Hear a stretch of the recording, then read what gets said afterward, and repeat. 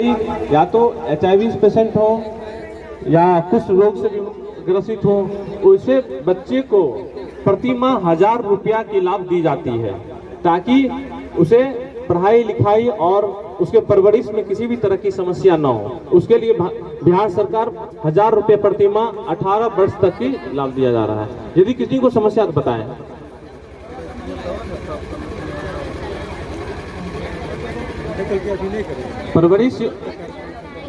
परवरिश योजना के अलावा दिव्यांगजन के अंतर्गत ट्राईसाइकिल का लाभ दिया जाता है। ट्राईसाइकिल एक मैनुअल ट्राईसाइकिल है, एक बैटरी ट्राईसाइकिल। बिहार सरकार ऐसे दिव्यांगजन जो पढ़ाई कर रहे हो, जो कॉलेज जा रहे हो और किसी भी तरह से स्वरोजगार कर रहे हो, ताकि उसे किसी तरह की समस्या न हो अपने स्वरोजगार करने में, स्कूल जाने में, ताकि स्कूल ड्रॉप नहीं करे, इसके लिए बिहार सरकार मोटराइज्ड ट्राईसाइकिल, जिसके अंतर्गत आप 40 किलोमीटर पर आवर के स्पीड से आप 60 किलोमीटर किसी भी दिन किसी भी समय आप उस एक बार उस बैटरी ट्राईसाइकिल को चार्ज करने के बाद आप जा सकते हैं।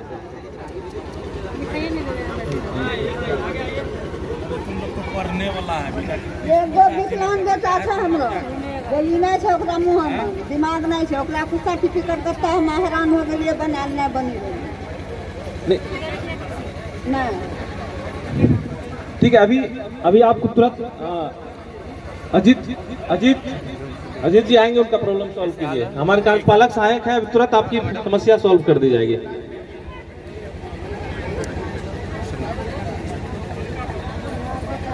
हाँ, इस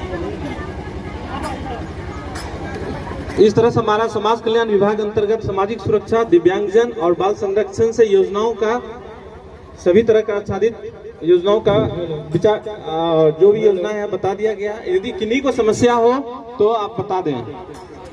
किन्हीं भी किस हेलो सर, बताइए। मेरा नाम सूरज कुमार चौधरी हुआ। हेलो, हम भी सेंटर में एक एलएफ का काम करते हैं, जहाँ की मेरा घर का दूरी है कम से कम सेंटर से 8 किलोमीटर। हम सब साइकिल चला के आते जाते हैं, साइकिल चला के आते जाते हैं और हमको आवाजाही की प्रॉब्लम होती है सर। इसलिए अभी जो बोले इलेक्ट्रॉनिक साइकिल गाड़ी दिया जाता है, इसके लिए सर हमको कुछ जानकारी चाहिए सर। हाँ ठीक है। आप दिव्यांग हैं, आपकी दिव्यांगता प्रतिशत जो है 60% होनी चाहिए बैटरी ट्राईसाइकिल के लिए। सबसे पहले जो क्राइटेरिया है वो 60% आपका दिव्यांगता होनी चाहिए। दूरी आपके 8 किलोमीटर से अधिक है तो आप एलिजिबल हैं। आप व्यवसाय कर रहे हैं तो एलिजिबल हैं। आप कॉलेज जा रहे हैं तब आप एलिजिबल हैं। इस तरह से आपको लाभ मिलेगा। हाँ, ये सभी पैरामीटर को आप फुलफिल करते हैं तो आप ऑनलाइन किसी भी जगह से, किसी भी CSC सेंटर से और ब्लॉक में जाकर के या जिला में आकर के आप अप्लाई ऑनलाइन करें, आपको लाभ दिया जाएगा। Thank you sir. ओके। 11 साल का बच्चा है, उसको महीने 15 दिन में ब्लड चढ़ रहा है, उसको कोई इलाज नहीं है। पटना से कटिहार पूर्णिया सगरे थक गए, कोई नहीं सहायता देने वाला है हमको। ये सर, ये समस्या हेल्थ डिपार्टमेंट से सर ब्लड की आवश्यकता है, तो ये आपकी समस्या सॉल्व कर दी जाएगी। ठीक है, धन्यवाद सर।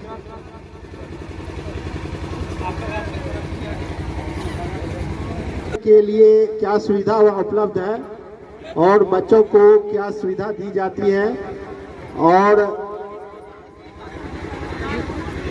जो महिलाएं हैं उस आंगनवाड़ी केंद्र से उनको किस तरह से प्रेगनेंसी स्टेज में किस तरह से सहायता प्रदान किया जाता है, तो ये सब के बारे में क्या दिया जाता है, ये सब के बारे में बताएंगे।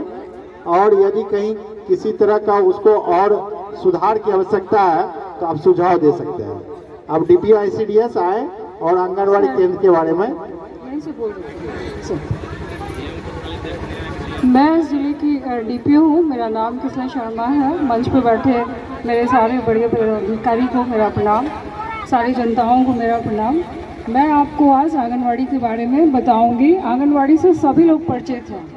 जैसे ही आंगनवाड़ी होता है, हम लोग दूसरे स्टेट में भी जाते हैं, इसको बोलने के बाद कुछ और बोलने की आवश्यकता नहीं होती है।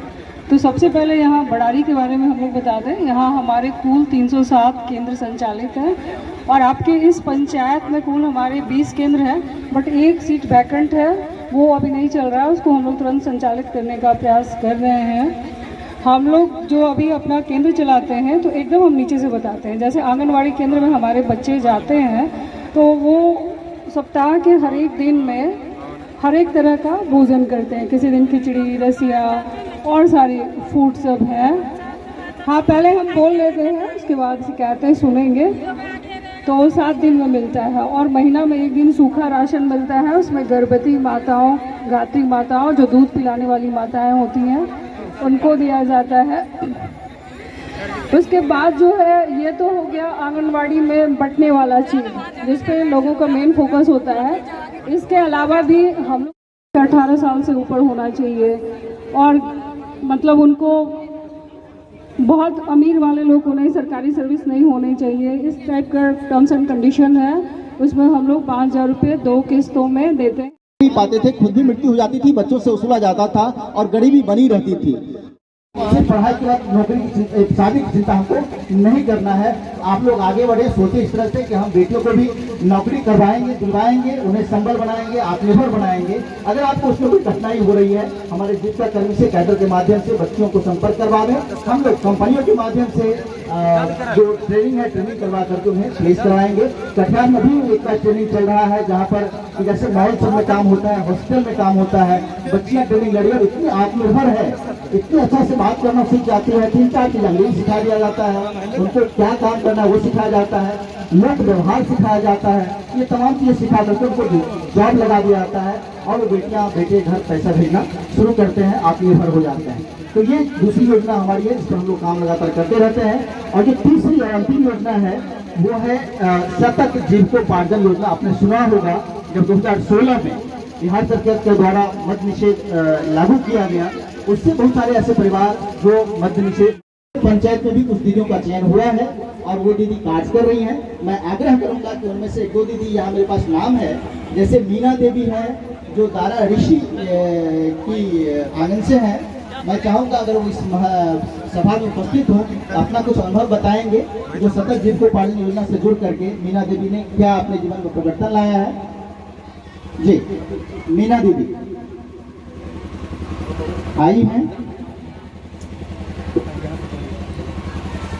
भैया को प्रणाम, मेरा नाम है मीना देवी, लखीमपुर पंचायत से आए हैं और हमको अयोध्या का लाभ मिला है। दुकानदारी, पहले गरीबी हालत में थे, शराब बेचते थे, तारी बेचते थे। एक बोतल दारू, एक बोतल दारू दे दे रही है। जब एक नशा लगे कौन चीज करे, भेजी घर गिला दिया प्रोग्राम में कहिए तखनी निशाना लागल तो कन्या कहीं मांगबा, अगली निशाना लागल तो भेजी कहीं मांगे था। कहे कि हम फेरे बोले दान बोले बेजत किए रहे रे, हमरा आज बेजत किए हो रे, आई बेजती भैया लोग दीदी लोग सब न बचा लेके अपने कितना सुखी छिए। 1 बीघा खेत ले ले छिए, 10 कट्ठा खेत लगलिए, 7,000 होले, 70,000 रुपया होले, फिर 1 बीघा खेत ले लिए, भैंस ले लिए, गाय ले लिए, बकरी ले लिए। बहुत अच्छा करना चाहिए, क्या चाहिए, बहुत अच्छा से रहे छिए, इज्जत के साथ रहे छिए। भैया लोग इज्जत के साथ रहे छिए। बहुत बहुत धन्यवाद दीदी, एक बार जोरदार तालियों से स्वागत दीदी का। धन्यवाद मीना देवी का, जिन्होंने जो क्या इधर है, इधर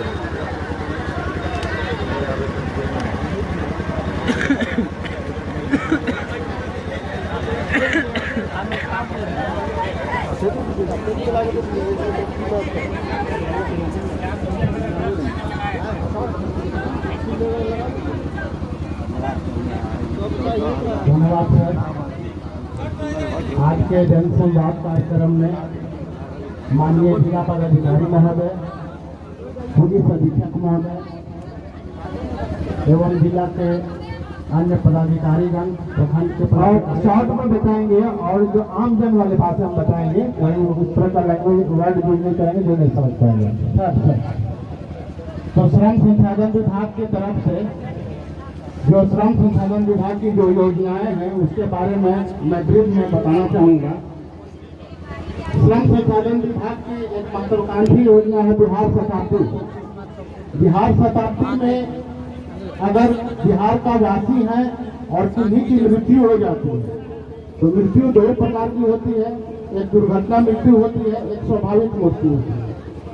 अगर दुर्घटना मृत्यु होती है तो उन्हें 1 लाख रुपया की राशि दी जाती है और यदि उनकी मृत्यु स्वाभाविक होती है तो उन्हें 30,000 की राशि दी जाती है। इसमें कुछ डॉक्यूमेंटेशन है, मृत्यु प्रमाण पत्र लगते हैं, सीओ कार्यालय से आर्थिक प्रमाण पत्र लगते हैं और कुछ डॉक्यूमेंट्स हैं। ये अगर आप जमा करते हैं तो 30,000 की राशि और एक्सीडेंटल में 1 लाख की राशि प्राप्त होती है। यही अगर घटना बिहार के बाहर घटती है, बिहार के वासी हैं, तो वो प्रवासी मजदूर के अंतर्गत आता है, जिसकी सहायता राशि पहले 1 लाख था, अब 2 लाख कर दी गई है। और अगर उस दुर्घटना में अपंगता होती है, जो कि 2 क्राइटेरिया में बांटा हुआ है, एक पूर्ण आंशिक अपंगता है, एक आंशिक अपंगता है, तो उसमें 1 लाख और 50,000 की राशि दी जाती है। इस तरह से BOCW के अंतर्गत श्रम संसाधन विभाग की 16 प्रकार की योजनाएं संचालित है। ये BOCW के अंतर्गत जो भी योजनाएं हैं उन्हीं को मिलेगा जो BOCW से रजिस्टर्ड हैं, जिनका पंजीकरण है। पंजीकरण का एक समान शुल्क 50 रुपया है। वो भवन निर्माण से संबंधित कामगार होने चाहिए। अगर वो कामगार भवन से संबंधित हैं तो कुछ डॉक्यूमेंट्स देंगे, आधार कार्ड, बैंक पासबुक, और ये सारी प्रक्रिया ऑनलाइन हो चुकी हैं। अगर वो ऑनलाइन CSC के माध्यम से या किसी प्रकार की अगर उनकी प्रॉब्लम हो रही है तो प्रखंड कार्यालय में, जिला कार्यालय में आकर के निबंधन कराएंगे। निबंधन कराने के बाद वो 16 प्रकार की योजनाओं से आच्छादित होंगे, जिनमें से सबसे महत्वपूर्ण योजना है विवाह योजना।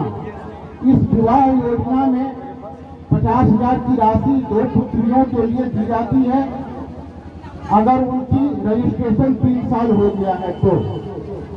रजिस्ट्रेशन के उपरांत अगर कभी भी उनकी मृत्यु हो जाती है तो उन्हें 2 लाख रुपया की राशि दी जाती है, और अगर एक्सीडेंट से मृत्यु होती है तो उन्हें 4 लाख रुपया की राशि दी जाती है। इसी प्रकार नगद पुरस्कार योजना है। मैट्रिक इंटर में अगर वो पास करते हैं तो वो स्लैब बना हुआ है, अगर वो 80% लाते हैं तो 25,000 रुपया, 70 से 80 लाते हैं तो 15,000 रुपया, 60 से 70% लाते हैं तो 10,000 रुपया की राशि है। इस प्रकार शिक्षा के लिए वित्तीय सहायता योजना है। अगर आपकी सरकारी पॉलिटेक्निक में एडमिशन होती है, आप ITI में एडमिशन करते हैं, आप अपेक्स सेंटर में IIT IIM में एडमिशन होता है, तो स्लैब और सभी का पैसा बांटा हुआ है, वो पैसा मिलता है। आपकी 60 साल की उम्र पूरा हो जाती है तो 1 साल का 1,000 रुपये प्रति माह पेंशन की राशि दी जाती है। इसमें एक शर्त है कि 5 साल कम से कम आप रजिस्ट्रेशन कराए हुए हों। मतलब रजिस्ट्रेशन की वैधता अगर 5 साल हो जाती है और आपकी 60 साल उम्र पार कर जाती है तो पेंशन के रूप में प्रति 1,000 रुपया मंथ दिया जाता है। अभी तक बरारी में जितनी रजिस्ट्रेशन हो चुकी है 4,596, और इस पंचायत में रजिस्ट्रेशन 185 हुए हैं। 200 का टारगेट है, कुछ ही कम है। मैं कोशिश करूंगा कि बहुत जल्द 200 का रजिस्ट्रेशन हो जाए। और BOCW के अंतर्गत पूरे बरारी प्रखंड में 326 योजनाएं, विभिन्न योजनाओं से लोगों को लाभान्वित किया गया है। धन्यवाद। बहुत बहुत धन्यवाद। अब आप लोगों के बीच सिविल सर्जन साहब उपस्थित हैं। स्वास्थ्य विभाग से संबंधित संचालित योजनाओं के संबंध में संक्षिप्त में बताएंगे आप लोगों को।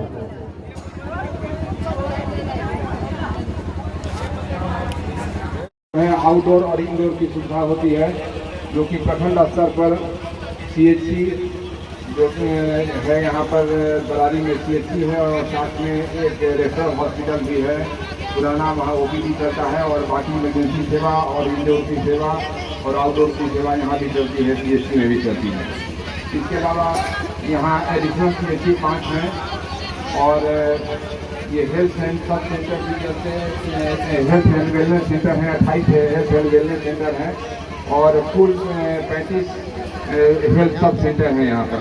तो यहाँ पर ट्रेनिंग होती है, जो सभी तरह के कार्यक्रम में जो सुविधाएं दी जाती हैं और जो सेवा दी जाती है हमें प्रदान करती हैं इसमें।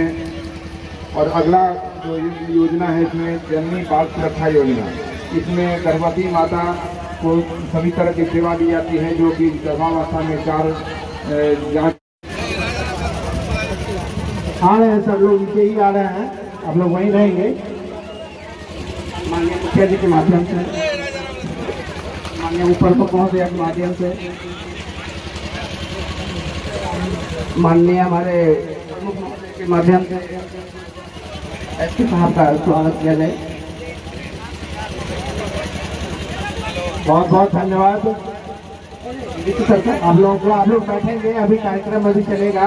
आप लोगों के बीच जिला पदाधिकारी महोदय और पुलिस अधीक्षक महोदय, विकास आयुक्त महोदय द्वारा महत्वपूर्ण जानकारियाँ दी जाएगी, आप लोगों को संबोधित किया जाएगा।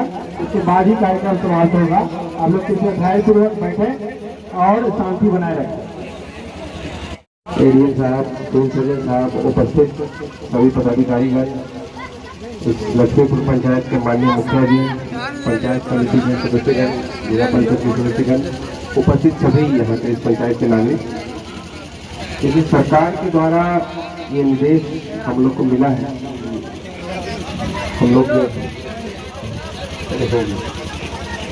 हम लोग जनसंवाद कार्यक्रम करें सीधे आप जिले के अन्य पदाधिकारीगण, लक्ष्मीपुर पंचायत के जनप्रतिनिधिगण, इस पंचायत के हमारे भाइयों और बहनों, आज काफी हर्ष का कि जो ये पंडाल लगा है वो कम पड़ गया है और आप सभी लोग इतने उत्साह से आए हैं। तो हम लोग जो है यही बात कर रहे थे, इसमें जो है आज बिजली गया। तो भूमि विवाद के विषय में आप सभी लोगों से अनुरोध है कि आपके पास जो भी आपका कागजात है, सबसे पहले आप उसको अपने पास रखें।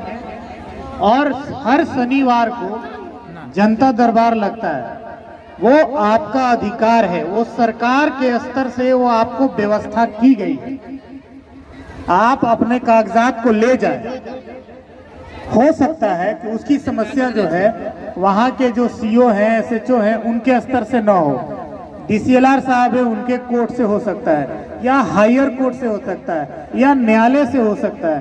तो लड़ाई तो लड़नी पड़ेगी, तो कानूनी लड़ाई आप लोग लड़िए। उसके लिए बहुत बार क्या होता है, 2 पार्टी आपस में लड़ लेता है, लड़ने के बाद क्या होता है, मार कर माथा फाड़ लेता है और दोनों जाकर के थाना में केस करता है। उससे किसको फायदा होता है? किसी को फायदा नहीं होता।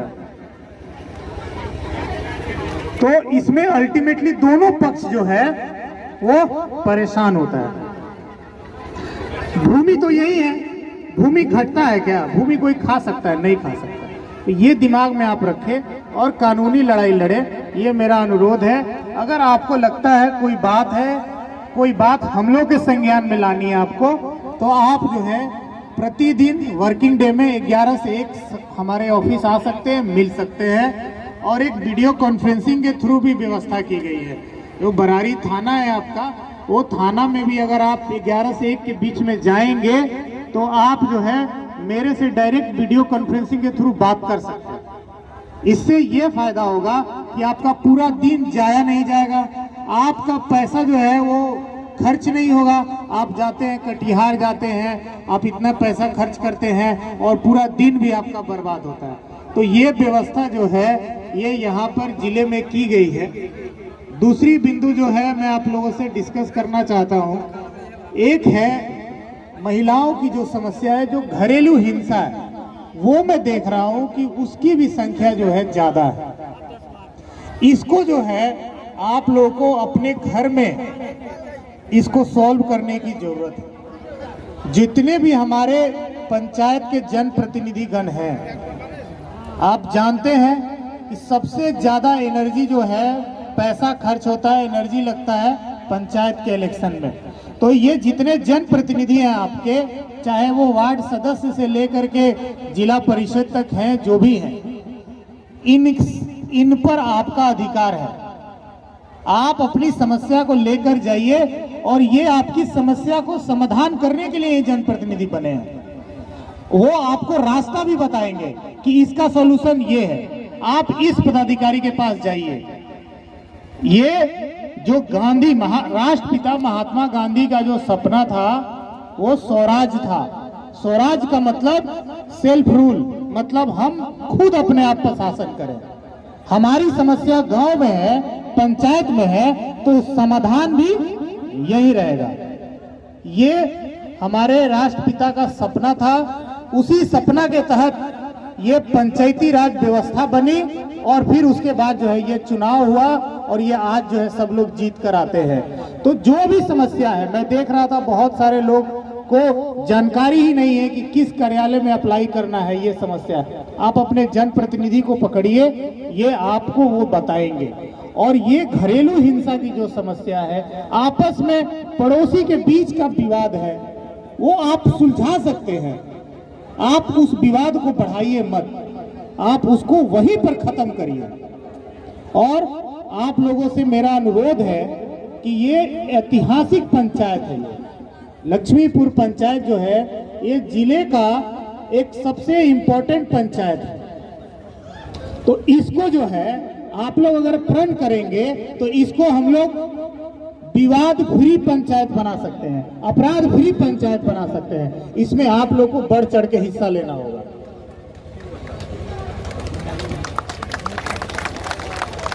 घर में या आपके अगल बगल कोई विवाद हो, आप उसको वहीं सुलझाने का प्रयास करें, उसको बढ़ने ना दें।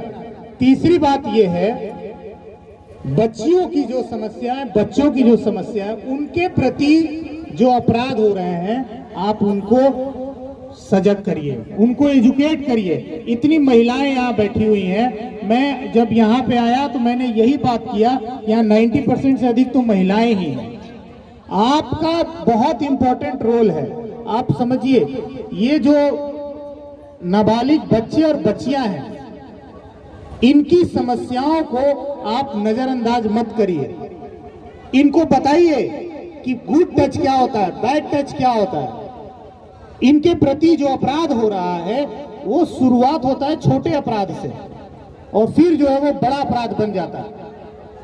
तो आप अपने घर में जाकर अपनी बेटियों को और जो आपके घर की जो बच्चियां हैं या बच्चे भी हैं, पॉक्सो कानून में सिर्फ लड़कियां नहीं है, लड़के भी हैं, लड़कों के साथ भी अपराध होता है, लेकिन वो रिपोर्ट नहीं होता है।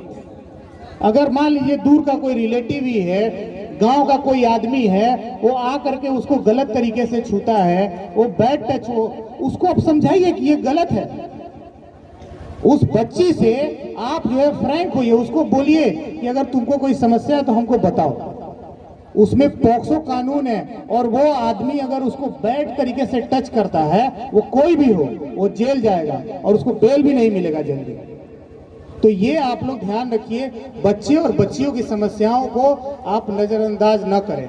हमारे जितने भी थाना है, अभी 16 थानों में पूरे जिले में महिला हेल्प डेस्क की व्यवस्था है। महिला की अगर समस्या है तो अगर महिला सुनेगी तो ज्यादा बेहतर ढंग से उसका समाधान करेगी। इसीलिए सरकार ने ये व्यवस्था की है कि महिला की समस्या को महिला ही सुनेगी और हम लोग पूरे जिले में महिला पदाधिकारी जो है वो देने की व्यवस्था हम लोगों ने की है। आप अपनी जो निजी समस्या है वो पुरुष पदाधिकारी के सामने जो है हो सकता है खुल के नहीं बात कर सकते हैं, लेकिन महिला के सामने तो आप बता सकते हैं। तो इसलिए सरकार ने ये व्यवस्था आपकी की है। अंतिम बात ये है कि अभी कुछ दिन पहले जो है सरकार ने एक और बहुत अच्छी व्यवस्था की है। वो ये है कि अगर आप किसी अपराधी के बारे में सूचना देते हैं, आप कोई विधि व्यवस्था अगर उत्पन्न करने वाला है उसके बारे में सूचना देते हैं, आप किसी भी प्रकार का अगर कोई समस्या उत्पन्न होने वाला है उसके बारे में सूचना देते हैं, आप कोई माफिया है, कोई गलत काम कर रहा है किसी भी प्रकार का उसमें सूचना देते हैं, तो मेरे स्तर से 25,000 रुपए का इनाम देने का जो अधिकार है वो सरकार ने दे दिया है, और आईजी सर के स्तर से 50,000। तो आपका नाम भी हम लोग गुप्त रखेंगे, आपको हम लोग प्रकाशित भी नहीं करेंगे। तो अभी मैंने कई लोगों को दिया भी है, जिन लोगों ने जैसे इलीगल आर्म्स है, एनडीपीएस जो से गांजा पकड़ाता है, स्मैक पकड़ाता है, उसमें भी जो है हम लोग पैसे देते हैं। अगर कोई अपराधी फरार है, अगर आप उसको पकड़वाते हैं, जिस तरह का अपराधी होगा आपको उस तरह का पैसा हम लोग देंगे। अगर इंपॉर्टेंट अपराधी को पकड़ाते हैं तो 10,000, 15,000, 20,000, 25,000, और अगर कोई बहुत इंपॉर्टेंट है तो उसके लिए तो हम लोग 1,00,000, 2,00,000 रुपया भी देते हैं। तो ये इसलिए व्यवस्था की गई है कि आपका ये घर है, आपका ये गांव है, पंचायत है, इसकी पूरी की पूरी जिम्मेदारी आप रखिए। अगर यहाँ पर कोई गलत कर रहा है तो वो आप जो है सूचना हमें गोपनीय ढंग से दीजिए। हमारा व्हाट्सएप नंबर है, ये प्रकाशित है, हर जगह है, आप अपना नाम पता लिख करके उसमें मेरे को डाल दीजिए कि ये समस्या है, ये आदमी ये गलत कर रहा है। आपका जो नाम है उसकी गोपनीयता रखी जाएगी, वो कहीं भी डिस्क्लोज नहीं किया जाएगा। और जैसा मैंने बताया 25,000 तक का इनाम देने का अधिकार मेरे स्तर से ही सरकार ने दे दिया है। तो अगर ये आप लोग चाहेंगे तो हमें लगता है अगर संकल्प आप लोग ले तो लक्ष्मीपुर पंचायत को एक ऐतिहासिक पंचायत ऑलरेडी है ही, इसको हम लोग विवाद फ्री, अपराध फ्री और सबसे स्वच्छ और सुंदर पंचायत हम लोग बना सकते हैं। बहुत बहुत धन्यवाद। धन्यवाद सर। अब कार्यक्रम लोग जन संवाद कार्यक्रम क्यों कर रहे हैं? अब इतने सारे विभाग यहाँ पर हैं, हर विभाग के 5, 6, 10 योजनाओं के बारे में आपको बताया गया। हम लोग जितने लोग यहाँ पर बैठे हुए हैं सब कोई ना कोई परीक्षा पास करके आए हैं, लेकिन अगर पूछ दीजिए कि सब विभाग का आप योजना बता दीजिए एक बार में, तो नहीं बता पाएंगे, इतना सारा योजना है। तो अब विकास कैसे होता है? विकास होता है आपके प्रयास से और हमारे सहयोग से। सरकार काम करती है, उसकी कुछ योजना होती है, कुछ उसका प्रोजेक्ट होता है, जैसे रोड बनी, सड़क बनी, बिजली लगी, या जो भी योजनाएं, और आप जो भी योजना का लाभ लेना चाहते हैं तो उसके लिए जानना होगा कि क्या आप उस योजना के लिए लाभ ले सकते हैं या नहीं, जो उसका गाइडलाइन है उसमें है कि नहीं, किस कार्यालय में जाना होगा, कहाँ अप्लाई करना होगा, ऑनलाइन कर सकते हैं कि नहीं, कि कहीं जा करके आवेदन देना होगा, कौन कौन कागज चाहिए होगा, आधार कार्ड चाहिए, राशन कार्ड चाहिए, उसके बाद उसमें कितना लाभ मिलता है, पैसा मिलता है या हर महीने मिलता है या एक मुश्त राशि मिलती है, तो अलग अलग तरह का प्रावधान है। इसी जानकारी के अभाव में कई लोग, जिनको कि जैसे अभी शुरू में ही एक दीदी यहाँ पर बता रही थी कि उनके बच्चे ने बीए पार्ट 2 में एडमिशन लिया था पर किसी कारण से पढ़ाई पूरी नहीं कर सका। अब जो भी कारण रहा होगा उसमें एक कारण तो होगा कि आर्थिक हो सकता है, कि पढ़ाई लिखने के बदले लगा कि अब कुछ कमाने खाने का वक्त हो गया है, सबके परिवार का सबके ऊपर जिम्मेदारी रहता है। तो अगर उनको ये पता होता कि सरकार की तरफ से डीआरसीसी से किसी भी तरह के पढ़ाई के लिए राशि दी जाती है, लोन की राशि दी जाती है, जो कि आप जब नौकरी करें तब आपसे सरकार वापस लेगी। ऐसा नहीं है कि आपको आज पैसा दिया गया और कल आपको लौटाना है। तो हो सकता है कि वो भाई अपनी पढ़ाई पूरी कर लेते, पढ़ाई के बाद कहीं कंपटीशन का तैयारी करते, कंपटीशन का जब तैयारी कर रहे होंगे उस समय भी स्वयं सहायता भत्ता के बारे में बताया गया कि आपको महीने के खर्च के लिए सरकार के द्वारा पैसा दिया जाता है। तो हो सकता है कंपटीशन का तैयारी भी निकल जाता, कहीं पर compete कर जाते या खुद का कोई रोजगार शुरू करते।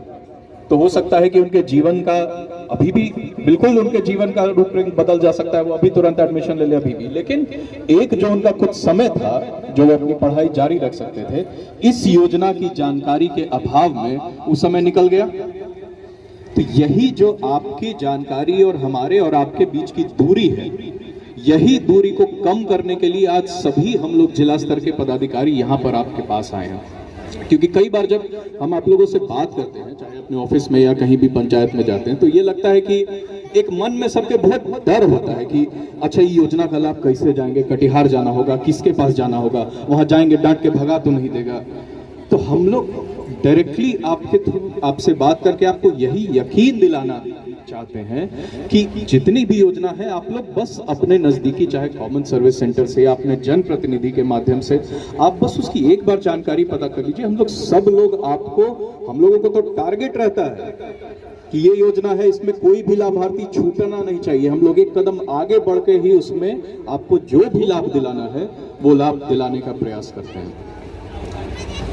लक्ष्मीपुर हम 6 साल पहले लगभग आए थे, जब यहाँ पर हम ट्रेनिंग में सीओ थे।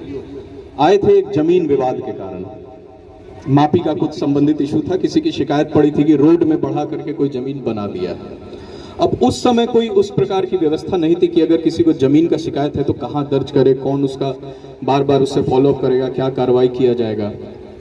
अब हर शनिवार को जो एसपी साहब भी बता रहे थे और यहाँ के जो राजस्व अधिकारी हैं उनके द्वारा भी बताया गया, अनदिना आप थाने में भी अपनी शिकायत दर्ज कर सकते हैं जमीन के विवाद का, सीओ साहब के यहाँ भी कर सकते हैं, कर्मचारी को भी कर सकते हैं, हम लोगों के यहाँ भी कर सकते हैं। लेकिन शनिवार को खास तौर पे अंचल में एक जनता दरबार लगता है। हो सकता है वहां पर आपके जमीन के समस्या का समाधान नहीं हो, बहुत तरह का विवाद होता है, 2 भाई में होता है, पड़ोसी से बाउंड्री का डिस्प्यूट होता है, मापी का विवाद होता है, दखल दिलाने का होता है, भूदान का पर्चा है नहीं दखल मिला है, पुराना परवाना मिला है, लाल कार्ड है नहीं दखल मिला, कई तरह का विवाद होता है। लेकिन कम से कम आपको वहां पर रास्ता तो जरूर बताया जाएगा कि कहां से आपके विवाद का हल निकलेगा। कि आप एडीएम साहब के यहाँ जमाबंदी रद्दीकरण में जाइए, डीसीएलआर साहब के यहाँ म्यूटेशन अपील में जाइए, मापी के लिए सीओ साहब के यहाँ अप्लाई करिए, या हो सकता है कोई टाइटल सूट के लिए आपको कहा जाए, बासगीत अगर किसी के जमीन में गलती कोई बनवा लिया है तो मेरे कोर्ट में केस के लिए आपको सलाह दिया जाएगा। तो आपको सही रास्ता तो जरूर बताया जाएगा ताकि आपको कोई दिग्भ्रमित या मिसगाइड नहीं कर सके। उसके बाद जितना भी पहले तो आप अप्लाई करते थे, आपका आवेदन कहाँ है पता भी नहीं चलता था। अब इसी वजह से सरकार की अधिकाधिक योजनाएं, ज्यादा से ज्यादा योजना ऑनलाइन हो गया, ताकि आपको अगर खुद आपके पास ऑनलाइन जो आप कंप्यूटर से देख सकते हैं वो आप मोबाइल से देख सकते हैं, मोबाइल सबके पास है। आप अपने घर के बगल में भी किसी को कहिएगा या आपको मोबाइल चलाना आता है तो खुद खोल करके कि आपका जितना आप चाहे परिमार्जन का अप्लाई किए हो, एलपीसी का किए हो, दाखिल खारिज का किए हो, आप ऑनलाइन चेक कर लीजिए कि कहाँ पेंडिंग है। अगर आपका एक सीमित समय से ज्यादा पेंडिंग है तो आप उसके खिलाफ आप शिकायत करिए। हम लोग उसको रेगुलरली मॉनिटर करते हैं कि किसी भी सूरत में जो टाइम लिमिट दिया हुआ है 35 दिन 75 दिन का, उसी के भीतर इन सभी आवेदनों का निष्पादन कर दिया जाना है। मापी के लिए सीमित शुल्क सरकार ने नोटिफाई कर दिया है कि 1 खेसरा की मापी में आपको कितना पैसा देना है, उससे कुछ भी नहीं, आपको ज्यादा 1 भी रुपये की अधिक राशि नहीं देनी है। इस वर्ष 43 नए अमीन, पहले पूरे जिला में 1 अमीन 2 अमीन होता था, अब जिले में 44-45 अमीन है। इस चलते मापी के काम में भी, और सिर्फ वही नहीं, बरारी से होकर के अभी आप लोग पेपर में पढ़े होंगे एक पाइपलाइन भी गुजर रही है जो कि यहाँ से होकर असम तक जाएगी। उसके लिए भी अलग से किसानों को उसका जो मुआवजा देना है उसके लिए भी शिविर लगा करके और भुगतान किया गया है। तो जमीन संबंधी हर एक समस्या के लिए अलग से उस जो राजस्व की व्यवस्था थी उसको सुदृढ़ किया गया है। दूसरा, डीआरसीसी के बारे में आपको बताया गया। अब ये आपका और आपके माध्यम से आपको बाकी को भी बताना है कि जो भी युवा वर्ग है, इस योजना का नाम ही है आर्थिक युवाओं को बल देने का, यानी कि जो पढ़ाई पूरी कर रहे हैं उनको पढ़ाई में सहायता करना, या फिर जिनकी पढ़ाई पूरी हो गई है और रोजगार की तलाश कर रहे हैं उनको सहायता करना। साथ साथ में कंप्यूटर की तैयारी आप अपने लोकल स्किल डेवलपमेंट सेंटर पर भी कर सकते हैं, ताकि आप जहां भी जाएं आपके पास कंप्यूटर की जानकारी के अभाव में ऐसा नहीं हो कि कोई आपको नौकरी नहीं दे। इसके अलावा जिला में एक नियोजनालय है, वहां पर हर महीने जॉब कैंप लगता है, जिसमें कि वो जो ऑफिस है, जो लेबर सुपरिटेंडेंट का ऑफिस है वहीं पर है वो, वहां प्राइवेट कंपनी सबको भी बुलाया जाता है और आप अपनी डिग्री और बाकी आपको क्या क्या आता है, आप कंप्यूटर सीखे हैं कि नहीं, टाइपिंग सीखे हैं, इंग्लिश सीखे हैं, उस पर भी कंपनियां आपको नौकरी देती है। उसका नियुक्ति पत्र आपको वहां से उपलब्ध कराया जा लगता है। और साल में एक बार नवंबर में एक बड़ा कटिहार जिला में एक जॉब फेयर लगेगा, मतलब रोजगार मेला भी लगाया जाएगा, जिसमें बहुत सारा स्टॉल लगेगा, बहुत सारी कंपनी आएगी प्राइवेट नौकरी देने के लिए। दूसरा, जीविका के द्वारा यहाँ पर बताया गया। अब देखिए, आप में से अधिकतर लगभग 90-100% दीदी लोग जीविका से जुड़ी हुई होंगी। सब लोग हो सकता है या तो जीविका से जो 1,30,000 का अपना रिवॉल्विंग फंड और सीड कैपिटल दिया जाता है उससे लोन लिए होंगे या बैंक से लिए होंगे, लेकिन अभी भी 35,000 के आसपास समूह है जो कि बैंक से पहला लोन लिया है, 1 लाख रुपए तक का लोन मिलता है, पर तीसरा लोन तक जब हम लोग पहुंचते हैं तो मात्र 7,000 ही समूह है। तो एक तो आप सभी को प्रयास करना है, जो आपके सीएम है उनसे बात करके, या आपका जो संकुल है या विलेज ऑर्गेनाइजेशन है उससे बात करके, कि हम लोग कैसे नया रोजगार उस समूह में बना सकें।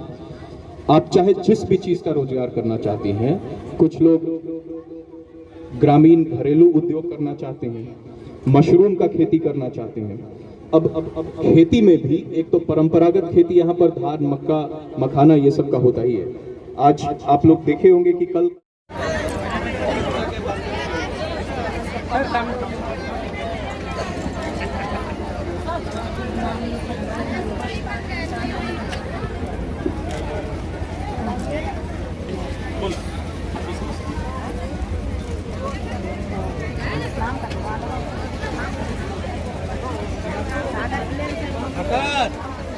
खोलो बेटा खोलो।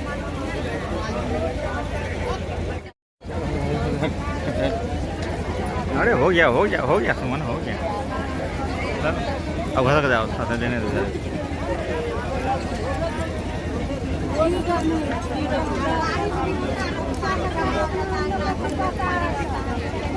पानी है बस, बच्चा लोग तो डूब जाता है।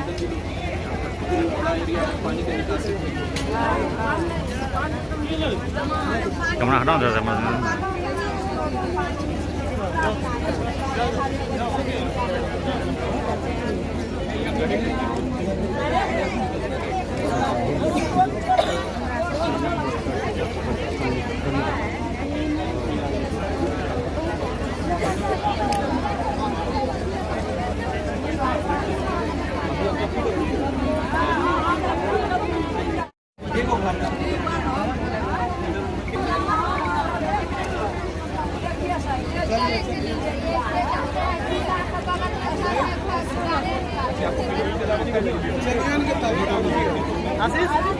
आशीष वीडियो चालू कर, वीडियो चालू कर, वीडियो चालू कर। यहाँ पर एक उसमें जब जांच कराया गया तो कहीं पीछे जब ऐसा भी है, आप नहीं, आप हम लोग नहीं कर रहे,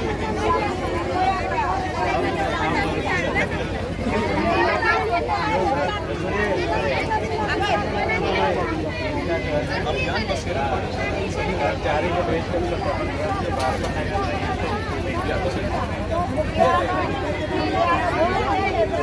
अभियान बसेरा वोट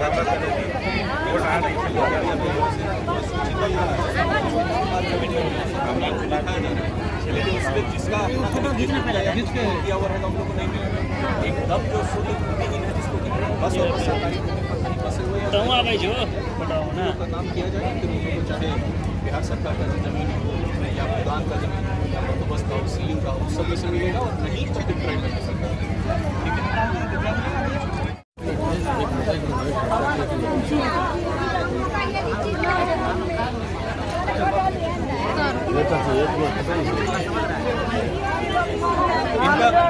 भेज करके पूरा लिस्टिंग करवाएं। उनकी दूसरी कन्या शिशु हो तो हम लोग उनको एक मुश्त जो है पैसे 6,000 रुपये मतलब उसको देते हैं। ये दो है, एक में 5,000, एक में 6,000।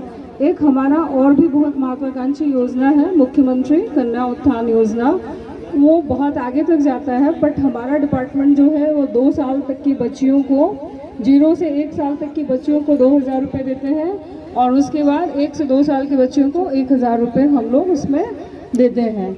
और देखिए इसके अलावा और भी हम बहुत सारी सुविधाएं प्रदान करते हैं जिसको लेना चाहिए। जैसे मुख्यमंत्री कन्या उत्थान में कभी कभी हम लोगों का टारगेट पूरा नहीं होता है, तो जिनके भी घर में बच्चियां हैं वो ज़रूर इसका लाभ लें। और अगर कोई क्वेरी हो तो हमारे उस योजना को जो डिस्ट्रिक्ट में देखते हैं वो भी आए हुए हैं, उनका भी हम लोग फॉर्म कलेक्ट करवा रहे हैं। तो जिनको देना है PMMBY का फॉर्म और MKUI का, वो यहाँ भी हमको दे सकते हैं, तो उनको और किसी तरह से दौड़ने की आवश्यकता नहीं है। उसके बाद जो है देखिए इसमें सबसे बड़ी एक समस्या है बहुत सारे बच्चे हमारे कुपोषित पैदा होते हैं। हालांकि इसका बहुत संख्या कम हुआ है, लेकिन फिर भी अभी है, इससे इनकार नहीं किया जा सकता। और सबसे बड़ी समस्या है कि पिछले महीने में 2 ही बच्चे, एक NRC चलता है हम लोग का, जहाँ पे बहुत जो मतलब अति कुपोषित बच्चे, जिसको हम कह सकते हैं कि जिनका कंडीशन बहुत ख़राब है, उसको हम लोग ले जाते हैं। इसमें बच्चे नहीं जा पाते हैं। आप लोग के घर में भी ऐसे बच्चे निश्चित रूप से होंगे, लेकिन आप लोग भेजती नहीं हैं। उसमें छोटी छोटी समस्याएं बताती हैं, जैसे मेरा और भी बच्चा है, हम चले जाएंगे तो उसको कौन देखेगा, इस टाइप का। तो आप समझिए एक भी बच्चा हमारे लिए उतना ही इम्पॉर्टेंट है जितना 3-4 बच्चा, और वहाँ मिनिमम बेजेस भी दिया जाता है। और इस तरह से हम लोग उनको भेजिए। जैसे अभी कितना अच्छा एक सवाल आया कि भाई ब्लड 15 दिन में चढ़ाना पड़ा। हो सकता है वो बच्चे बड़े हों तो हमारे टारगेट ग्रुप के नहीं होंगे, बट छोटे बच्चे जो अति गंभीर कुपोषित हैं, देखिएगा कहीं कहीं हम लोग सेंटर्स में जाते हैं तो एकदम दिख जाता है सामान्य से। हम लोग भी बहुत काउंसलिंग करते हैं, समझाते हैं, लेकिन नहीं जाते। तो मेरा सबसे बड़ा अनुरोध होगा कि आप लोग बच्चों को भेजें। उसके बाद देखिए केंद्र में सब लोग परिचित होंगे, हम लोग अन्नप्राशन दिवस मनाते हैं। अब थोड़ा अन्नप्राशन शब्द जो है मान लीजिए थोड़ा ज़्यादा क्लिष्ट शब्द है, तो इसको हम सामान्य भाषा में बताते हैं। अगर हमारा बच्चा 6 महीना पूरा कर लिया तो हम लोग उसको दूध से जो है अनाज पे लाते हैं। तो सीधे दूध ही हम लोग उनको कठोर अनाज पे नहीं लाते, जैसे खीर खिला देते। आज हमारे समक्ष उपस्थित सभी आमजनों का हम स्वागत करते हैं और जिला से उपस्थित सभी पदाधिकारियों का हम स्वागत करते हैं बरारी में। आज मैं राजस्व अधिकारी बरारी आपके समक्ष अंचल में चलने वाली विभिन्न योजनाओं के बारे में जानकारी देने के लिए उपस्थित हूँ। पहला चीज़ होता है दाखिल खारिज, जिसका आवेदन ऑनलाइन किया जाता है, परंतु अभी इस प्रक्रिया में थोड़ा बदलाव किया गया है, जिसके तहत अभी सबसे पहले जब भी आवेदन किया जाएगा तो पहले एक टोकन नंबर दिया जाएगा, जिसके तहत आपके सभी दस्तावेज का पहले ही जांच कर लिया जाएगा, ताकि बाद में किसी वजह से, किसी कागज ना रहने की वजह से वो रिजेक्ट ना हो जाए, जिसकी वजह से आम जनता को बहुत कठिनाई का सामना करना पड़ता है। दाखिल खारिज की प्रक्रिया के तहत पहले आप ऑनलाइन अप्लाई करेंगे biharBhumi.gov.com पे। उसके उपरांत आपको एक पावती रजिस्ट्रेशन नंबर दिया जाएगा, टोकन नंबर अप्रूव होने के बाद। उसके बाद निर्धारित समय सीमा में उसका निष्पादन किया जाएगा। अगर उस पर आपत्ति होती है तो 75 दिन के अंदर उस बात का निष्पादन किया जाएगा। अगर अंचल अधिकारी द्वारा पारित आदेश में किसी व्यक्ति को लगता है कि ये आदेश सही तौर से पारित नहीं किया गया है, तो वह व्यक्ति 30 दिन के अंदर इसके समक्ष भूमि सुधार उप समाहर्ता के समक्ष अपील बात दायर कर सकता है। अगर उससे भी आपको लगे कि आपको दोबारा एक और अपील में जाना है, तो उसके उपरांत 30 दिन के बाद आप अपर समाहर्ता के समक्ष अपील दायर कर सकते हैं। दूसरा होता है भूमापी। भूमापी के लिए आमजन अंचल कार्यालय में प्रपत्र 36 भरकर आवेदन दे सकते हैं, जिसके उपरांत आपका एक NR रसीद काटा जाएगा। उसके उपरांत आपको एक डेट दिया जाएगा और उसी तरह विधिवत मापी की जाएगी। तीसरा है सभी भूमिहीन व्यक्तियों का सर्वेक्षण किया जा रहा है। विशेषतः महादलित विकास मिशन के तहत 247 लोगों का सर्वेक्षण किया गया है, जिसमें 90 लोगों को अभियान बसेरा 2 के ऊपर सर्वे कर अपलोड कर दिया गया है। चौथा है लगान वसूली। उसके लिए पंचायतवाद कैंप लगाकर लगान वसूली किया जा रहा है। चौथी और अभिन्न लगान वसूली ऑनलाइन कर दिया गया है सभी के लिए। इसका रसीद ऑनलाइन ही निर्गत किया जाता है। इसके लिए अंचल आने की आवश्यकता नहीं है। चौथी चीज़ है आधार सीडिंग, जो बहुत इम्पॉर्टेंट चीज़ है, जिसके लिए सभी रैयतों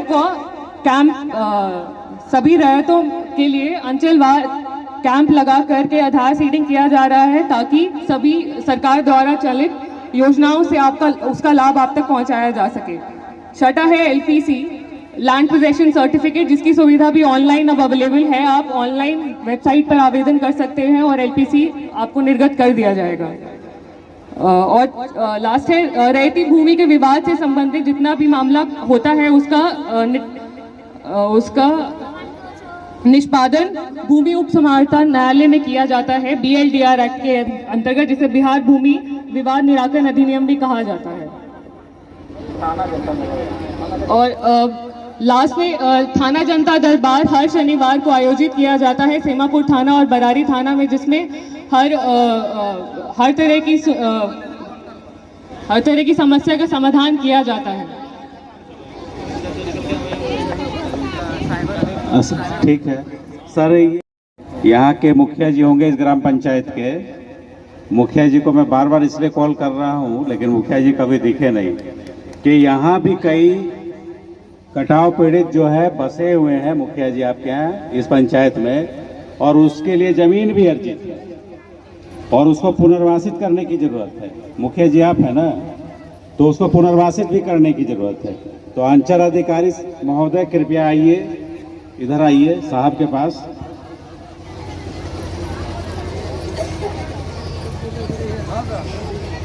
और हम लोगों ने सर मार्गदर्शन भी मांगा था इस बिंदु पे, तो मार्गदर्शन भी प्राप्त हो चुका है, लेकिन काफ़ी विलम्ब हो चुका है सीओ साहब। यहाँ पे पुनर्वास लोगों को पर्चा देने के क्या स्थिति है, क्या तैयारी है?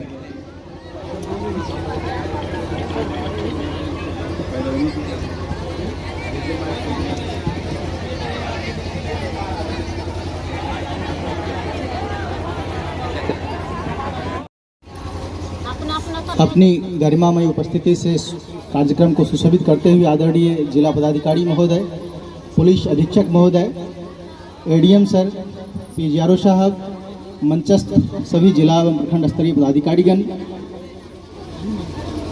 सभी उपस्थित माननीय जनप्रतिनिधिगण, जीविका दीदियाँ, बंधुओं, आप सभी जानते हैं कि जीविका का कार्यक्रम बिहार सरकार की अति महत्वाकांक्षी कार्यक्रमों में से एक है।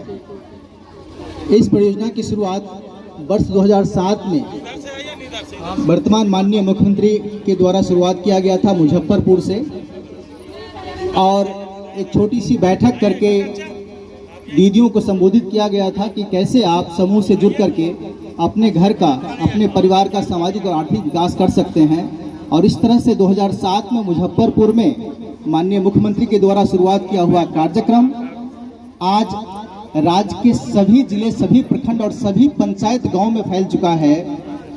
और जो एक एक दीदी से शुरुआत किया गया था, आज कटिहार की बात करें तो यहाँ पर 4 लाख से अधिक परिवार जीविका समूह से जुड़ चुके हैं। मैं जानना चाहूँगा आप में से, ये बरारी प्रखंड के लक्ष्मीपुर पंचायत या अगल बगल के पंचायत से आए हुए काफ़ी दीदियां यहाँ उपस्थित हैं, आप में से कितनी दीदियां जीविका समूह से जुड़ी हुई हैं? एक बार हाथ उठा करके बताएंगे। सब जुड़ी है, सब जीविका। एक बार अपने लिए जोरदार तालियों से स्वागत कि आप सभी समूह से जुड़ी हुई हैं। माननीय मुख्यमंत्री महोदय का यह सपना था कि कैसे जो महिलाओं का अधिकार की बात लगातार वो करते हैं, उनकी बहुत सारी योजनाओं का बहुत प्रशंसा हुआ, ना सिर्फ राज्य में बल्कि देश में, देश के बाहर भी। उदाहरण स्वरूप मुख्यमंत्री साइकिल योजना, बच्चियों को साइकिल जब मिला तो बच्चियों की अचानक से संख्या स्कूलों में बढ़ गई। इसी तरह से जो ये जीविका की योजना है, महिलाओं के हित में, महिला के द्वारा परिवारों को आगे बढ़ाने के लिए ये बड़ा दूरदर्शी साबित हुआ है। और जीविका की इस योजना को जो 2007 में शुरुआत किया गया था, 12 में आते आते केंद्र सरकार को लगा कि योजना काफी सफल हो रही है बिहार में, क्यों नहीं इसको पूरे देश में लागू किया। और इसी जीविका के मॉडल को, जो जीविका में शुरुआत किया गया था बिहार में, इसी मॉडल को केंद्र सरकार ने 2012 में आकर के पूरे देश में लागू किया। बावजूद आज भी बिहार की जो स्थिति है, पूरे विश्व में इतना बड़ा संगठन नहीं है, ये आंकड़ा बताता है। तो आप इस तरह के संगठन से जुड़े हुए हैं, लेकिन इस पर चलने के लिए जो कुछ नियम शर्तें हैं, कुछ कायदे कानून है, उस पर दीदियों को हमेशा ध्यान रखना पड़ेगा। एक समूह में जुड़ने के लिए कम से कम 10 दीदी, अधिकतम 12 दीदियों का होना आवश्यक है। और वो साप्ताहिक बैठक, बचत लेन देन करते चलेंगे। उनका बचत खाता खुलवाया जाता है। बचत खाता खोलने के साथ ही जीविका के द्वारा, सरकार के द्वारा 30,000 की राशि, पहले 15,000 दी जाती थी, अभी इसको 30,000 कर दिया गया है।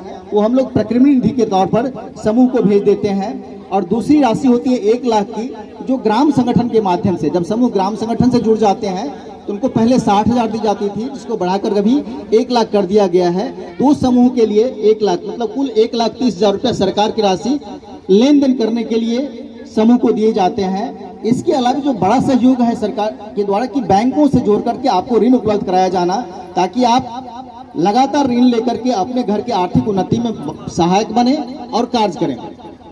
और अभी आप में से अधिकांश समूह को बैंक से जुड़ा हुआ है। जब मैं रिपोर्ट देख रहा था तो लगभग सभी समूहों का बैंकों से ऋण खाते खुले हैं और उनको ऋण की राशि मिल रही है। शुरुआत में तो 10-20 हज़ार रुपये बैंकों से मिलती थी, लेकिन आज के डेट में 2 लाख, 4 लाख और 6 लाख तक की राशि समूहों को दी जाती है। और इसके सहारे जो समाज की गरीबी का जिला पदाधिकारी महोदय, पुलिस अधीक्षक महोदय, अपर समाहर्ता महोदय, डीडीसी सर, सभी सम्मानित मंच और लक्ष्मीपुर के मालिकों, मैं एडीएम सर को एक बात कहना चाहता हूं कि 2001 में जब मेरे मुखिया कार्यकाल में मैं काफ़ी प्रयासरत था उसके अर्जित भूमि को बासगीत पर्चा के लिए, और उसमें यहाँ पे प्रखंड विकास पदाधिकारी अंचल पदाधिकारी आदरणीय सुनील कुमार जी थे। काफ़ी प्रयास के बाद जिला से उसमें आदरणीय शिवरतन प्रसाद जी यहाँ एडीएम थे। मैं उनको 2-3 बार लाया यहाँ से, ट्रेस नक्शा काफ़ी देने के बाद भी, प्रयास करने के बाद भी सर अभी तक नहीं हो पाया है। और आज भी मैं आवेदन उसके लिए दे रहा हूँ। मैं चाहूँगा कि जो 46 एकड़ 11 डिसमिल जमीन है, खाता नंबर 244, खेसरा नंबर 422, उसमें सभी लोगों को विस्थापित परिवार है। और जो गंगा दार्जिलिंग रोड है उसके बगल में भी काफ़ी संख्या में लोग विस्थापित परिवार हैं, उनको भी बासगीत पर्चा मिलना चाहिए। धन्यवाद। जब मैं आ रहा था आपके पंचायत में आज के जनसंवाद शिविर में, तो मैं ऑफिस में इसको स्टडी करके आया था। हम जानते थे कि ये समस्या आप लोग लाएंगे वहाँ जनसंवाद में, डीएम सर का ध्यान आकर्षित करेंगे। बिल्कुल सर, मुखिया जी ये सही है कि आप 2001 से प्रयास कर रहे थे, लेकिन डीएम सर के प्रयास से उसमें हम लोग लगभग आधी सफलता प्राप्त कर चुके हैं और उसमें विभाग का मुखिया जी निर्देश भी आ चुका है। सीओ साहब के द्वारा उसमें कितना काम इस पंचायत में 90 आपके पंचायत का हम लोग बना चुके हैं, और पूरे अंचल का, और भी जैसे कांत नगर हो और भी पंचायतों में अभी 520 अभिलेख सर हम लोग का बन चुका है पुनर्वास वाले का, और बहुत सारी जमीन अभी है हम लोग को देना है। अब कोई कठिनाई नहीं है। एक अड़चन था जिसको डीएम सर के प्रयास से हम लोगों ने विभाग से उसमें मार्गदर्शन प्राप्त कर लिया है, और हम 90 का शुरुआत कब बच जाएगी?